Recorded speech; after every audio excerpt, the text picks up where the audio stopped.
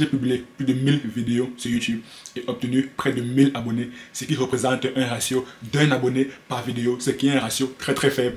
Alors voici 10 choses que j'aurais aimé savoir avant de créer ma chaîne YouTube. La première chose, c'est de choisir une niche, choisir une thématique. Lorsqu'on vient sur YouTube, on n'est pas là pour faire des vidéos aléatoirement sur des sujets aléatoires. On n'est pas là pour être à la recherche permanente du buzz. Non. Selon moi, la meilleure stratégie à choisir, à adopter, c'est de choisir une thématique et de publier des vidéos dans cette thématique de manière à avoir un positionnement élevé dans l'esprit de votre audience. Ça, c'est la meilleure chose à faire. En fait, à mon sens, il faudrait voir l'activité de youtubeur comme de l'entrepreneuriat. Un entrepreneur, il choisit une clientèle bien précise et c'est à cette clientèle qui va vendre ses produits. Pareil donc pour un youtubeur. Un youtubeur devrait au préalable choisir une clientèle bien précise. Et dans le monde de la création de contenu, dans le monde de YouTube, la clientèle représente l'audience. Donc, il faudrait choisir au préalable une audience bien précise et faire donc des vidéos en conséquence, des vidéos qui vont interpeller cette audience spécifique.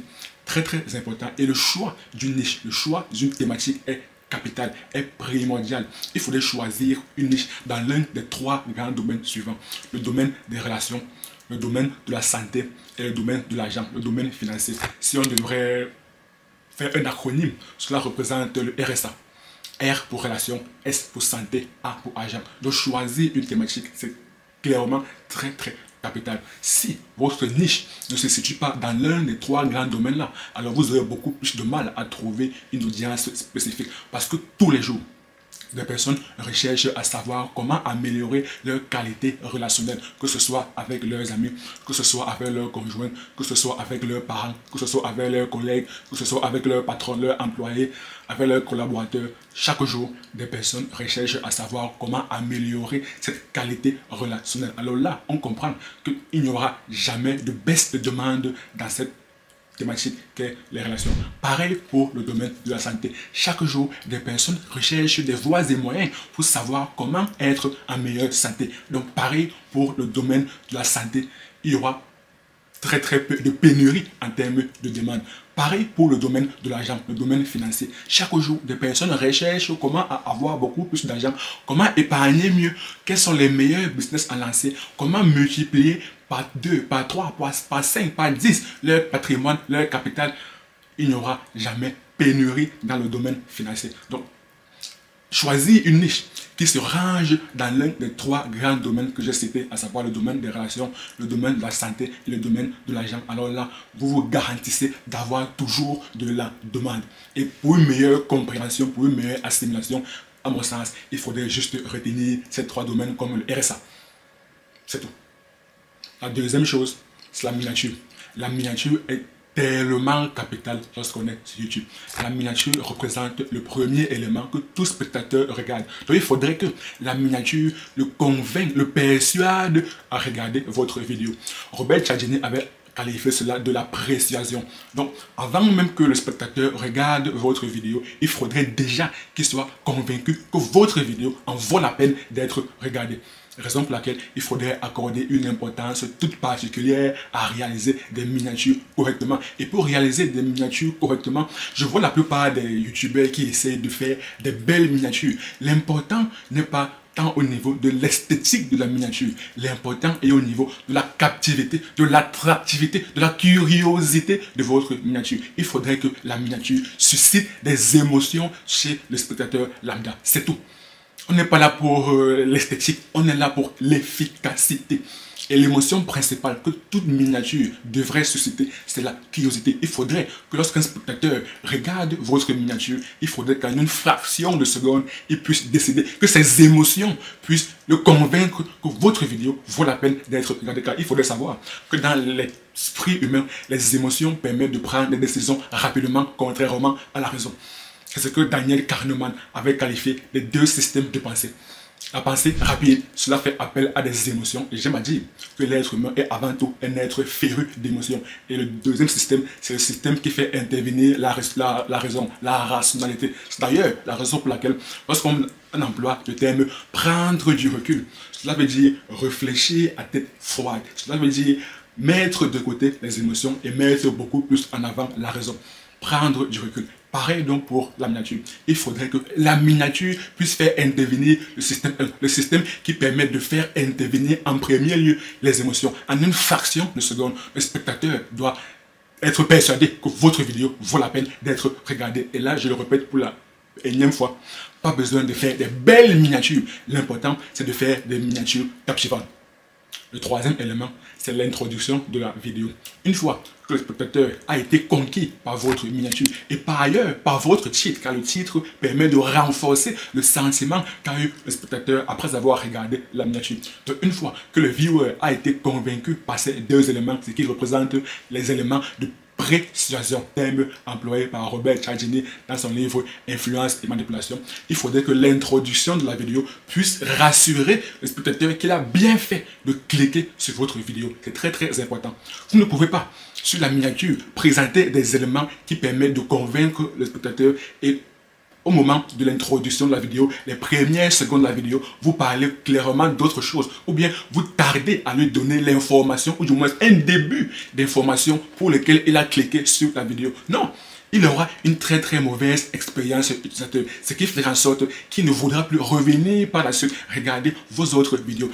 Car le plus important n'est pas qu'un spectateur regarde une seule de vos vidéos. Non, le plus important, c'est que le spectateur soit accroché, soit abonné, soit réellement un fan de votre chaîne YouTube. Donc la première vidéo doit lui permettre de rester scotché sur votre chaîne.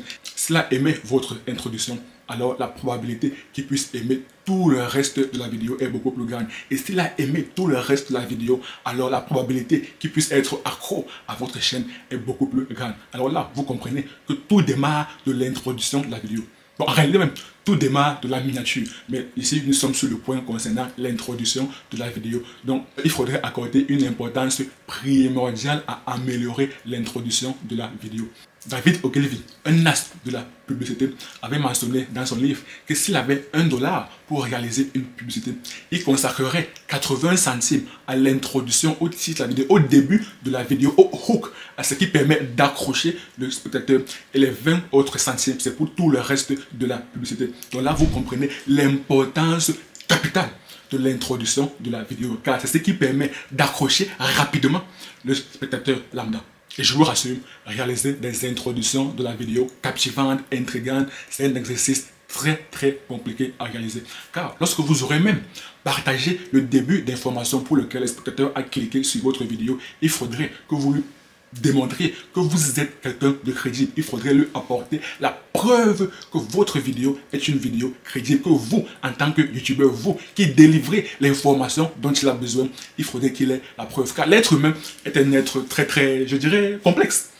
Vous aurez beau démontrer que les informations que vous partagez sont pertinentes, il faudra toujours savoir si vous êtes quelqu'un de crédible. On le sait, on nous a appris que le plus important dans la communication représente le message. Mais moi, j'aime à dire que le plus important dans toute communication n'est pas le message, mais c'est plutôt le messager. Prenons un cas de figure très simple. On nous a appris au lycée, et tout le monde d'ailleurs le sait, que 1 plus 1 égale 2. Ça, c'est tout le monde le connaît. Imaginons donc que moi, je viens dire 1 plus 1 égale 3. Et que Elon Musk, l'homme le plus riche du monde à l'instant où j'enregistre cette vidéo, vient dire la même chose que moi. 1 plus 1 égale 3. À qui on accordera beaucoup plus le bénéfice du doute. Bien évidemment, ce sera à lui. Parce que lui, il a déjà une certaine crédibilité. Donc, clairement, vous comprenez que le plus important ne réside même pas dans le message. Les informations que vous partagez dans votre vidéo peuvent être des très bonnes informations. Mais le spectateur voudra toujours savoir que lui, il parle en tant que qui. Il voudra toujours savoir la véracité. Il voudra toujours savoir si vous êtes réellement crédible pour partager une telle information. Donc, au début de la vidéo, dans l'introduction de la vidéo, c'est également très important de partager des preuves. Partager fucking proof. C'est très important. Parce que c'est ce que le spectateur attend. Le spectateur attend de l'information et attend également des preuves, de la crédibilité. Si ces deux conditions sont remplies, alors rassurez-vous, il regardera votre vidéo pendant longtemps, voire même jusqu'à la fin de la vidéo, et la probabilité qu'il puisse être accro à votre chaîne YouTube est élevée. La quatrième chose que j'aurais aimé savoir avant de créer ma chaîne YouTube, c'est qu'on n'a pas besoin d'avoir un matériel sophistiqué pour démarrer sur YouTube. Non, actuellement, j'enregistre avec une caméra qui m'a coûté 800 € à peu près sur Amazon. Mais lorsque j'ai démarré ma chaîne YouTube, j'ai enregistré avec mon téléphone.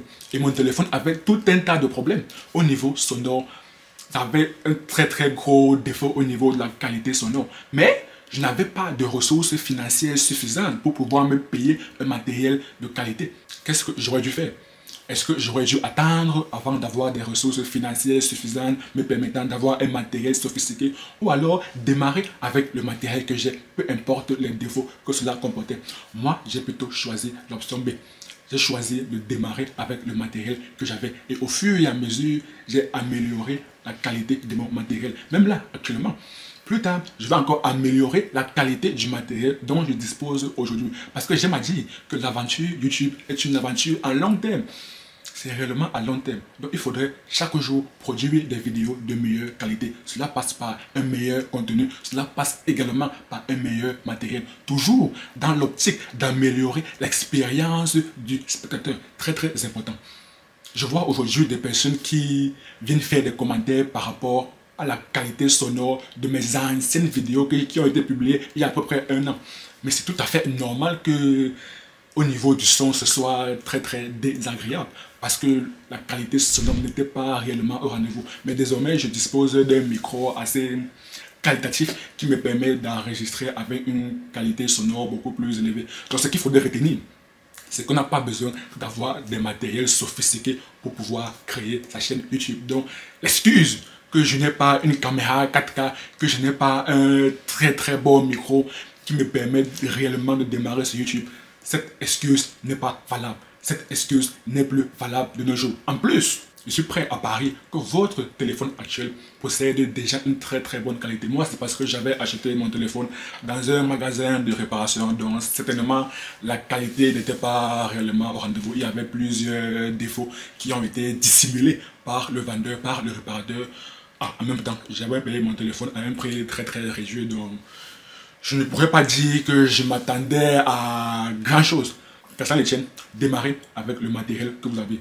L'excuse de démarrer votre chaîne YouTube ne devrait pas être un obstacle pour vous empêcher de vous lancer sur YouTube.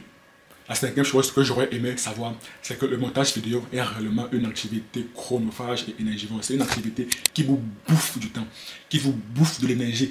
Et en réalité, ce n'a même pas une importance capitale comme peuvent avoir l'importance de la miniature, l'importance du titre et l'importance de l'introduction de la vidéo. Donc vous passez des heures, vous accordez du temps, vous accordez toute votre énergie à réaliser des vidéos très bien montées. Si par contre, votre miniature est dégueulasse, si votre titre est dégueulasse, votre introduction de la vidéo est dégueulasse, peu importe la qualité du montage que vous aurez, la probabilité d'obtenir énormément de vues, ou du moins d'obtenir des spectateurs qui sont fidèles est très faible. Donc, à mon sens, il faudrait rapidement déléguer la partie montage. Donc, si vous avez des ressources financières plus ou moins conséquentes, la première chose que vous devez déléguer, à mon sens, c'est le montage vidéo. Déléguer cette partie de montage vidéo à des personnes dont leur activité principale consiste à faire le montage vidéo, à monter des vidéos YouTube. Déléguer cette partie de manière à avoir énormément de temps, de manière à avoir énormément d'énergie pour vous permettre de réaliser des miniatures, des titres, des intros de vidéos captivants et ainsi attirer les spectateurs fidèles à votre vidéo YouTube, attirer une audience fidèle à votre chaîne YouTube.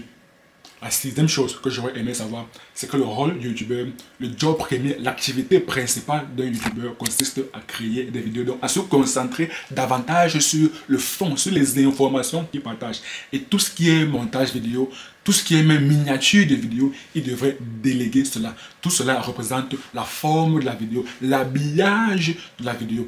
Mais le fond, les informations qui sont délivrées dans la vidéo, c'est ça l'activité principale du youtubeur. Donc un youtubeur, à mon sens, devrait davantage se concentrer à partager des informations pertinentes et également à partager des sources ou bien à partager des éléments de crédibilité très pertinents. Car rappelez-vous, l'être humain recherche à avoir des informations pertinentes et aussi recherche à avoir de la confiance, de la crédibilité quant aux informations partagées, quant à la personne qui délivre ces différentes informations, quant au youtubeur.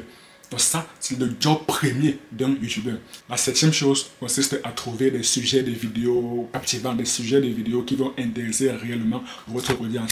Je vois la plupart des petits youtubeurs, leur stratégie, c'est de copier les gros youtubeurs de manière à attirer une petite partie de leur visibilité sur leur chaîne YouTube. À mon sens, ce n'est pas clairement la stratégie que moi j'adopte et que je recommanderais. Rappelez-vous ce que j'ai mentionné en début de vidéo. Il faudrait choisir une niche spécifique, il faudrait choisir une thématique spécifique et publier des vidéos dans cette thématique.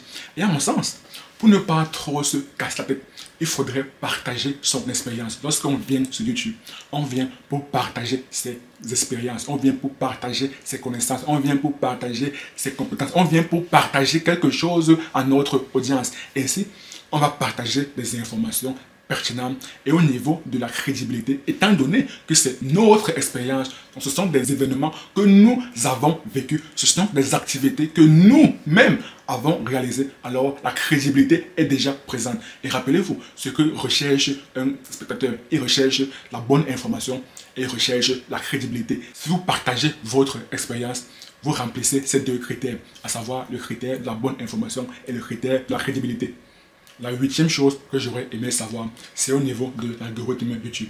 Je vois énormément de youtubeurs se soucier de comment fonctionne l'algorithme YouTube, comment fonctionnent les robots de YouTube. À mon sens, ce n'est pas ce sur quoi on devrait accorder notre énergie. Car il faudrait savoir que le but de l'algorithme YouTube est de conserver le maximum de personnes sur la plateforme. Le but de l'algorithme YouTube est de servir l'audience déjà présente sur la plateforme. Étant donné que le but de l'algorithme YouTube est de servir l'audience, alors en tant que youtubeur, il faudrait arrêter de se soucier de comment fonctionnent les robots de YouTube. Il faudrait beaucoup plus se soucier de comment servir au mieux notre audience. Car l'algorithme YouTube se base sur les signaux envoyés par l'audience présente sur la plateforme en regardant des vidéos pour savoir quelle est la meilleure vidéo qu'il faudrait lui proposer. L'algorithme YouTube se soucie de l'expérience utilisateur. L'algorithme YouTube veut que des personnes qui sont sur YouTube passent un agréable moment, passent le moment le plus agréable possible. Comment donc le faire? Elle sélectionne la meilleure vidéo correspondant aux intérêts, aux désirs de l'audience. Et comment donc l'algorithme fait donc pour le savoir? C'est à travers l'historique de visionnage, à travers les vidéos que nous avons regardées auparavant, à travers les likes que nous avons mis sur les différentes vidéos, à travers les commentaires que nous avons mis sur les différentes vidéos, à travers les différentes interactions que nous avons eu à émettre vis-à-vis d'une vidéo. Les différentes interactions peuvent être soit en termes de likes, soit en termes de commentaires, soit en termes de minutes de visionnage. Tous ces différents paramètres, tous ces différents signaux sont très importants pour l'algorithme YouTube afin de savoir quelle est la meilleure vidéo qu'il faudrait proposer à cette personne bien précise de manière à faire en sorte qu'il puisse passer le plus longtemps possible de temps sur YouTube. Ça, c'est le but de l'algorithme YouTube. Et un youtubeur devrait également réfléchir comme l'algorithme YouTube. Donc, trouver des sujets qui vont réellement, qui vont intéresser profondément son audience, qui vont intéresser réellement son avatar. L'avatar étant l'audience type. La neuvième chose que j'aurais aimé savoir, c'est le nombre de temps qu'il faudrait pour franchir la barre des 1000 abonnés sur YouTube. Et VidIQ avait révélé en 2021 qu'il fallait en moyenne 15,5 mois pour franchir ce palier des 1000 abonnés sur YouTube. Mais en 2021, les shorts n'avaient pas encore cette ampleur comme de nos jours. De nos jours, avec l'avènement des shorts qui est de plus en plus grandissant, qui connaît une croissance réellement exponentielle, je ne serais pas surpris qu'il faudrait moins de 15,5 mois. Je ne serais pas surpris qu'il faudrait moins d'un an, voire même pour certains 6 mois, voire même pour d'autres 2 mois pour franchir cette barre des 1000 abonnés. Mais est-ce que réellement le but c'est d'avoir ces 1000 abonnés? À mon sens, ce n'est pas réellement le réel enjeu.